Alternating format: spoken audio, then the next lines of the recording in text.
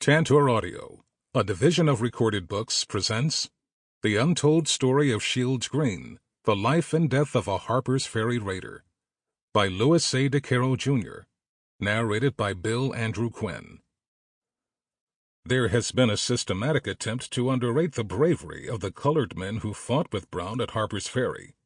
Northern men, always easily impressed when a statement reflects upon black men, saw only old John Brown and 17 white men. Weekly Anglo-African, 1860. Preface. A young man named Shields Green, who went down with Frederick Douglass, stayed and joined in the attack. Rochester Democrat and Chronicle, 1875. According to the conventional narrative, Shields Green was a young black man who broke the chains of slavery and fled northward in the late 1850s. A widower, he left a young son behind in South Carolina and was smuggled on a ship traveling northward along the Atlantic coast. Upon reaching the North, Green, who liked to call himself Emperor, made his way to Rochester, New York, where he met Frederick Douglass, the abolitionist orator. Through involvement with Douglass, Green eventually came into contact with John Brown, who sought to enlist him for his imminent liberation effort in Virginia. Despite Douglass's opposition, Green decided to join Brown's small army of little more than 20 men in seizing the town and federal armory at Harper's Ferry, Virginia, on Sunday night, October 16, 1859. Although the raid initially went well, Brown's tactical misjudgments, especially his long delay in town, proved his undoing. By late morning the next day, the tide of advantage turned against him, and his men were now being shot down in the streets, in some cases captured and murdered outright by angry townsmen. As things fell apart, Brown retreated into the armory's fire engine house with several of his raiders, including his sons Watson and Oliver, as well as some enslaved men and a group of hostage slaveholders. The narrative continues that Shields Green was yet outside when Brown had taken refuge in the engine house. Admonished to flee by another raider, instead Green chose to go down into Harper's Ferry to join the old man. The raider who had urged him to escape, Osborne Anderson, made it safely back to Canada by means of the Underground Railroad, and likely Green would have done the same. But the path he chose led him back down into Harper's Ferry, to John Brown and the gallows. The raiders withstood a major siege on Monday afternoon and continued to exchange fire from the engine house until night fell. By all accounts, Green was courageous throughout the ordeal, although it was evident that Brown and his men were at an impasse. At first, the old man attempted to negotiate terms that would even out the odds of escape, but authorities had no intention of negotiating with one they considered a meddling abolitionist and insurrectionist. To Virginia, along with the rest of the South, the presence of armed abolitionists from the North was as outrageous as it was unprecedented, and Governor Henry Wise was determined to crush these insurgents with the support of President James Buchanan in Washington. The next morning, Tuesday, October 18, a contingent of Marines arrived from the capital under the command of Colonel Robert E. Lee. When Brown refused Lee's demand for unconditional surrender, the Marines stormed the engine house, taking heavy fire, and finally broke through. Along with their leader, 4 captured raiders, including Emperor, were given hasty trials and sentenced to death. Brown was the first to be executed, being hanged on Friday, December 2. On December 16, 4 of his men, John Cook, John Copeland, Edwin Coppic, and Shields Green, followed him to the gallows. Although the deaths of these 4 young men made news throughout the country, most of the nation's attention was focused upon Brown's martyrdom and its aftermath. Rescue plans had been discussed here and there by allies and sympathizers, but the abolitionist leader disdained any such notion, holding that his death would prove best for the anti-slavery cause. Shortly, the growing number of militiamen stationed in Charlestown made any thought of rescue utterly impossible. While Governor Wise of Virginia rejected any notion of commuting Brown's death sentence, some Northerners hoped that perhaps a measure of clemency would be shown to his young followers. After all, Virginia had slain the old lion. Surely, a people purportedly steeped in the Christian faith might have spared his whelps. But those who thought this way could not have understood the implacable spirit that possessed the South. One man knew better, not only having experienced the depths of slavery's depravity, but also the impact that Old Brown and his men had made upon the entirety of the South. The efforts of John Brown and his brave associates, wrote Frederick Douglass in 1860, have done more to upset the logic and shake the security of slavery than all other efforts in that direction for 20 years. Furthermore, as Douglass recognized, throughout Brown's occupation of Harper's Ferry, he had not once acted with malice toward his opponents, but rather had shown uncommon concern for the feelings of the townsmen and had made every effort to shield his hostages. Yet this meant nothing to the Virginians, he concluded. Slaveholders are as insensible to magnanimity as to justice, and the measure they mete out must be meted to them again. While he suffered no wounds in the hour of defeat, perhaps Greene was the most despised of Brown's captured men, not only because he had proven bold in action and clever in defeat, but also because he was the darkest man and thus the least sympathetic to whites. It was typical of reports and observations at the time to not only list whites and blacks separately, but also to distinguish light-skinned and mulatto from dark-skinned blacks. During the trials of Brown's men, there was a slight amount of sympathy in the court for John Copeland, a light-skinned raider, but none for Emperor, who was typically described in terms of his dark skin color. Indeed, while Brown and his men were all rushed through the formality of a slaveholder's court and sentenced to death, the least covered and most easily overlooked by the press was Shields Greene, quite a black Negro, as one newspaper report described him. After the executions, some forlorn efforts were made to save the bodies of the black raiders, but more so in the case of Copeland, who had heartfelt support from family and friends in Oberlin, Ohio. Ultimately, neither of the black raiders' remains were honorably interred. However, John Copeland's surviving daguerreotype, correspondence, and legacy in Oberlin have at least sustained his memory in a manner unlike that of Emperor, whose identity and body have nearly been lost to history. What remains is only a skeletal thin account, almost a legend of a black man who fled the South, was befriended by the abolitionist orator Frederick Douglass, and then was enlisted by the militant John Brown. Over the past few years, interest in the Harper's Ferry raiders has been on the upswing among writers, although in this case, artistic interest preceded scholarly effort by 2 decades. In 1996, Shields Greene and the Gospel of John Brown, a screenplay by Kevin Wilmot, was purchased by filmmaker Chris Columbus, but the project failed in pre-production.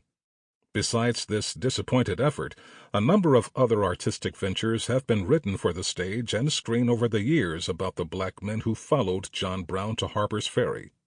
More recently, the sculptor Woodrow Nash has been preparing busts of Brown and his 5 black raiders to be installed in the John Brown House in Akron, Ohio, and the visual artist Peter Sismadia's Invisibles exhibit at the Harper's Ferry National Historic Park featured 24 commemorative portraits of the men and women who supported John Brown, including his 5 black raiders.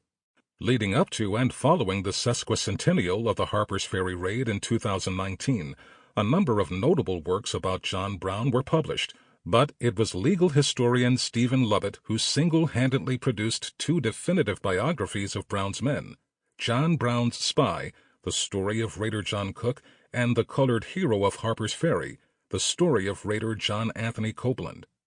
In 2018, Eugene L. Meyer's Five for Freedom was published, a work exclusively focused upon the lives of Brown's black raiders. In the same year, it was announced that Mark Amin's Sobini Films had once more taken up the story of Shields Greene for the big screen in the film Emperor, based upon a screenplay co-written by Amin and Pat Charles and starring Dayo Okoniyi in the role of Greene and James Cromwell as Brown. Shields Greene also figures among Brown's men in the Showtime adaptation of James McBride's historical fiction, The Good Lord Bird, featuring Ethan Hawke as John Brown and Quentin Blair as Emperor. After I heard the news of Amin's film project in late 2018, it occurred to me to search through my own files, simply to see what I might find out about Emperor. Having studied John Brown the abolitionist for 20 years, I thought that perhaps I might even be able to write one of those real story-behind-the-movie pieces. However, when I began to cull my sources, I started to find little bits and pieces that I had never noticed before, prompting me to revisit the short but conventional narrative of Shields Green that has been passed down by older authors. As I did, questions arose that prompted me to look for more evidence until I found myself doing research with the intention of writing something more than an article about this fascinating but somewhat mysterious figure. Unfortunately, even after my own scratching and digging, it seems that what can be confidently stated about Emperor remains limited. Indeed, it seems that Emperor has all but slipped away from us, historically speaking, and even with research, it seems that key questions may never be answered without some fortuitous discovery. When I made initial discoveries into Emperor's background in South Carolina, a helpful researcher provided what she could unearth, concluding that it is a complicated thing, trying to track down someone who likely didn't want to be tracked down. Perhaps this is the case with Shields Green, for it seems likely that he did not want to be found after he fled from the South. After all, he had escaped oppression and was all too aware that authorities in his day had the ability to reach to the very border of Canada and snatch him back into bondage and degradation. When he did go south with John Brown in 1859, Emperor was quite aware that he had placed himself, as he put it, back into the eagle's claw. On the other hand, I remain hopeful that some small trail into the past may yet be discerned, and that this work, despite its real limitations, may encourage someone else in the effort to further research the life of this Harper Ferry's raider, so well remembered yet so little known. To be sure, preparing this work has been obstinate and challenging for me in a manner that I have not known in previous biographical projects. In the most obvious sense, there simply is not enough material to write a substantive biography of Shields Green, while yet the available fragments suggest that it may be possible to get beyond the mere record as it stands. For this reason, this work is presented as a kind of narrative inquiry, in which the solid lines of the story are drawn out as much as possible, followed by the dotted lines reflecting the biographer's effort to distinguish what merits further consideration from what should be dismissed. Most biographers encounter moments in the narratives of their subjects when questions are left unanswered, and insufficient evidence leads to some degree of guesswork, the dotted lines that we draw when we can no longer draw solid lines. The problem with writing about Emperor is that there are fewer solid lines than in most biographical studies, and therefore a greater need to draw out the dotted lines of the story. Understandably, then, some may not be pleased with this work, reasonably questioning whether such an undertaking is worth the effort. My first response is that one should be assured that there is neither presumption nor insistence on my part that this book is definitive.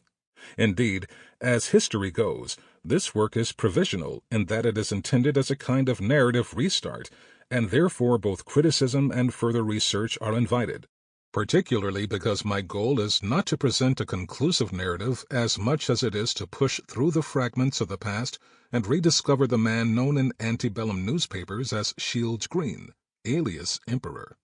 Nevertheless, one might simply ask whether what we already know about him is enough. Are there not many other figures in African-American history who merit our attention? Furthermore, John Brown had a small army of followers, and some of them have yet to receive biographical treatment, even though it may be easier to locate them in the historical record. Why labor further in such a sparsely sown field? In response, I would argue that there are yet compelling reasons to look more closely at Shields Green. First, he is deeply embedded in the narrative of the Harper's Ferry raid because he is uniquely connected to and dependent upon both Frederick Douglass and John Brown. Often, when Douglass spoke of Brown, he also spoke of Shields Green. Second, Emperor was the only one of the Harper's Ferry raiders who understood flight from the South. The other raiders were either white men or free black men living in the North, even if they had been in some way carried or transported from the South in youth. Green had fled from the South and made a life of himself in the Free States and in Canada. His alliance with John Brown in some sense closed the loop of his own story by means of a perilous trek back into the South in 1859. Finally, Emperor is something of a paradox in the story of the Harper's Ferry raid. He has only the slightest biographical profile, and yet occupies some of the most dramatic moments of the story. His sketched visage is familiar to students of the raid, although he is the only one of John Brown's raiders not to have left a daguerreotype image of himself, and within the conventional record, he is both the son of an unidentified father and the father of an unidentified son. Strangely, digging deeper into the record has added slight insight to both Green's parentage and his son, and yet their identities still remain unknown. However, if there is a final reason, even a personal mandate, for my taking on this project, it has been in some sense to restore the life of Shields Green, the man who lived, to represent an embodiment of the man whose actual body was stolen by the same racist society that tried to steal his labor, his freedom, and his humanity, and which ultimately stole his life and remains. I think Emperor is owed this much, and whether I have succeeded or failed, in doing so I have tried to follow Old Brown's advice. Everything worthy of being done at all is worthy of being done in good earnest and in the best possible manner. In the first chapter, before proceeding with this story then, I thought it best to address some traditional assumptions about Shields Green, raising questions and suggesting possibilities where evidence permits. Those who are familiar with the story may be surprised, for instance, to discover that Emperor may not have been a runaway slave in the conventional sense. In Chapter 2, Green's enlistment in John Brown's cause is examined, and a closer look is taken at the story that is singly preserved in Frederick Douglass's familiar account, where Emperor famously told the abolitionist orator that he would go with the old man. At some points, however, there is little actual material about Emperor, and in such cases I have made an effort to provide a framework for the setting and context of which he was a part. This is especially the case in Chapter 3, which discusses the circumstances in which Emperor and the other raiders lived together under John Brown's roof in Maryland prior to the raid, and again in Chapter 4, which includes consideration of a narrative of the Harper's Ferry raid by Green's black colleague, Osborne Perry Anderson. Chapter 5 recalls Emperor's last days, from the Harper's Ferry engine house to the gallows at Charlestown, and Chapter 6 closes out this narrative inquiry by reflecting upon the surviving images of Emperor, particularly my effort to discern which of them best represents the man who lived. The epilogue thus reflects upon the absent body of Shields Green and the way in which he somehow pushed back into the realities of the post-Reconstruction era, and the legend of Emperor so bequeathed to us all. Finally, by way of style, one should note that in keeping with his own preferred self-designation, I refer to the subject throughout either as Shields Green or as Emperor. In 1886, looking back at this antebellum drama, an aged Frederick Douglass declared that John Brown of Harper's Ferry was like all men born before their time, whose bleeding footsteps show us the cost of all reforms. But Brown did not walk alone to Harper's Ferry, nor were the gallows solely his penalty. Those who followed him shared in his suffering, some falling first at Harper's Ferry and others being tried and hanged at Charlestown. Afterward, some who had escaped went on to risk their lives once more in opposing slavery during the Civil War, 2 of them even dying in the conflict. It is my contention that the Harper's Ferry raiders were among the best men that this nation could offer in the antebellum era. Indeed, they still represent something that should be admirable for every generation, particularly in their concern for overturning injustice and liberating the oppressed. A just and progressive reading of our nation's history will not permit the Harper's Ferry raid to be trivialized as a prequel to modern terrorism, nor restrict Brown and his young freedom fighters to the margins of our national narrative. John Brown's raiders must be remembered, including Emperor, whose footsteps in history may be the hardest to trace among his brethren. Still, the path of freedom that he followed is certain, and his sacrifice is without question. His soul, too, goes marching on. 1. Emperor Mysterious. To find the man who lived. Materials from which to furnish a sketch of this courageous martyr for freedom are meager indeed. Pine and Palm, 1861. The quest to learn about Shields Green is frustrating, especially because the pursuit of evidence seems to raise new questions beyond those that originally were asked by historians.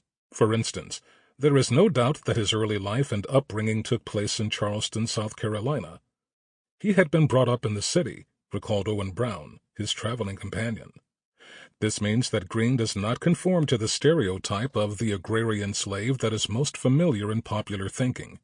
In a real sense, Greene was far more an urban figure than even Frederick Douglass, who knew both the agrarian and urban experience in slavery. But neither was Greene unusual in this regard, since he was among a significant number of African Americans in the Lower South, half of whom lived in urban centers in the mid-19th century. Yet the particulars of his early life in Charleston remain out of reach. There is no reason to doubt the tradition that Shields Greene had been a married man with a young son prior to his flight from the South.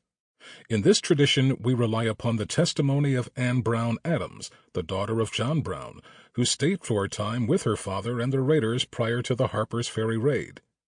Based upon what Greene told her, Anne wrote that he had escaped from Charleston in a sailing vessel loaded with cotton, bound for New York City, where he was stowed away by one of the hands and aided by friends upon arrival. She said that Greene told her that he had left a young son behind when he fled, and that his wife had died prior to his escape. These few details are priceless, but they also raise questions. Benjamin Quarles suggested that the death of Greene's wife had spurred on his escape. This is dramatic, but nothing in the record suggests that her death had anything to do with his decision to flee from South Carolina.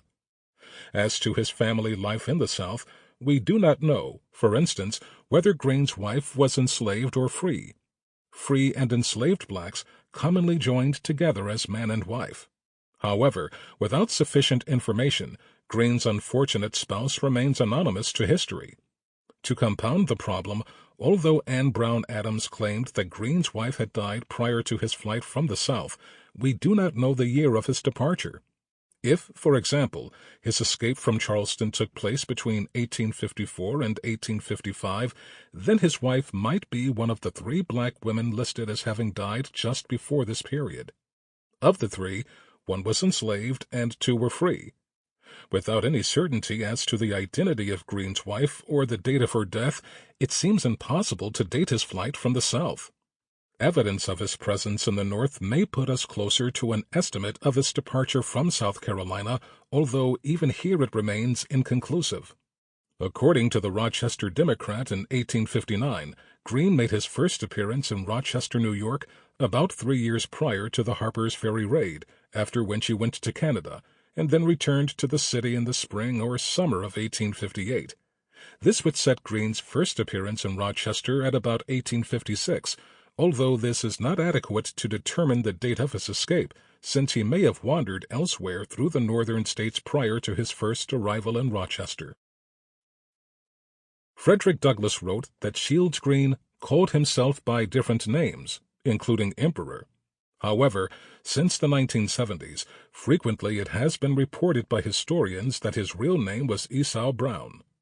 The contemporary source of this claim is the invaluable study Allies for Freedom, Blacks and John Brown, by the eminent African-American scholar Benjamin Quarles.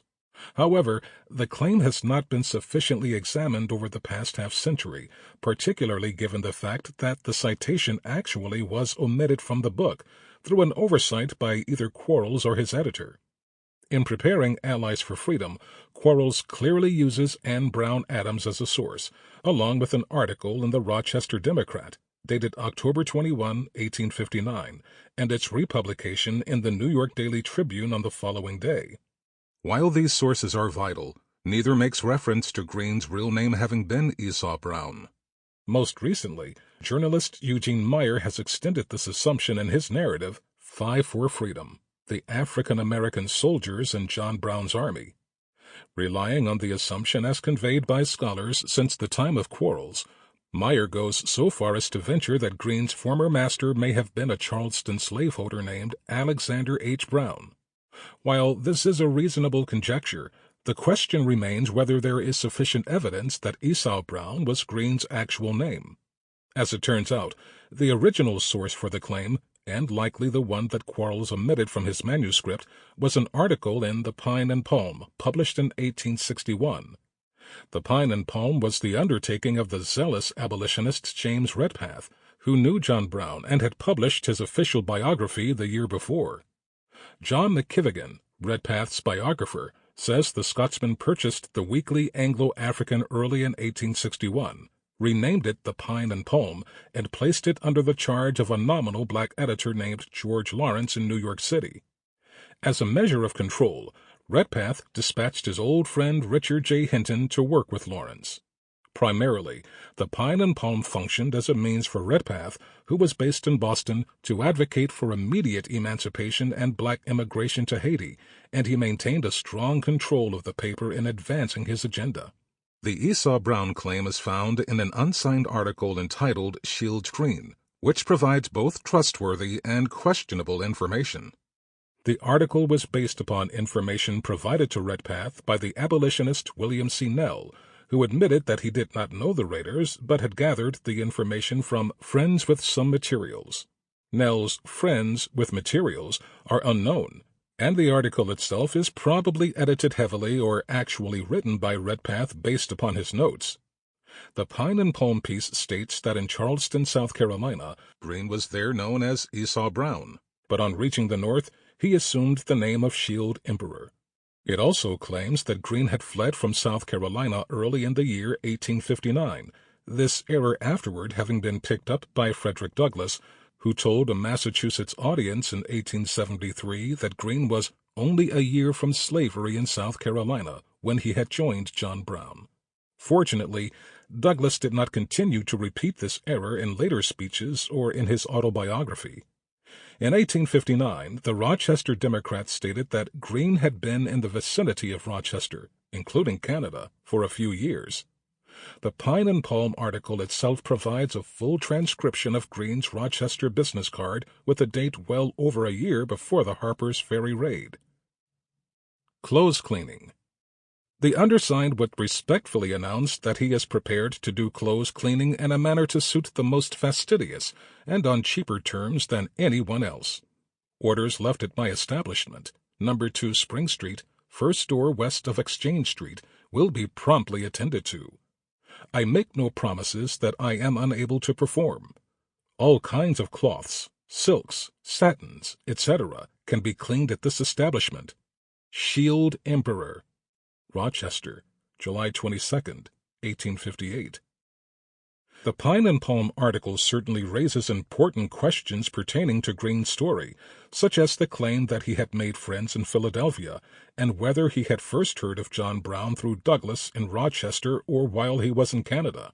Primarily, however, one must ask if Green's actual name was Esau Brown. Why does every contemporary source refer to him as either Shields Green or Emperor?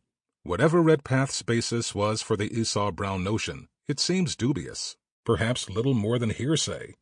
Although Redpath served history well by preserving Green's business card in The Pine and Palm, his article otherwise is a more homage than a well-substantiated record. To no surprise, the only other place where Green is referred to as Esau Brown is in a piece that probably was based upon the one in The Pine and Palm. In a 1907 article in the Washington Bee, the alleged real name of Shields Green is mentioned in the context of a dinner meeting of the Pen and Pencil Club in Washington, a private social organization of journalists.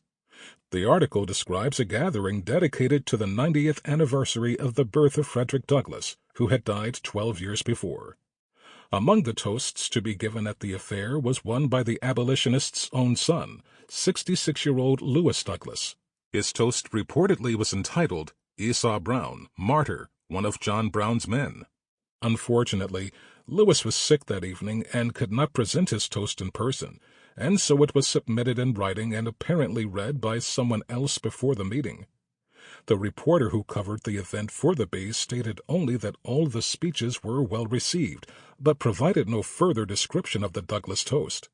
In retrospect, however, the younger Douglass was merely echoing Redpath's speculation, even appropriating his martyr title from the 1861 Pine and Palm article. In his last memoir, Frederick Douglass described Green as a colored man who called himself by different names. However, Shield Emperor, the name he used on his business card in Rochester, seems only a variation of his real name, Shields Green. Douglass himself makes no mention of Esau Brown, instead referring to him in all of his speeches. Sample complete. Ready to continue?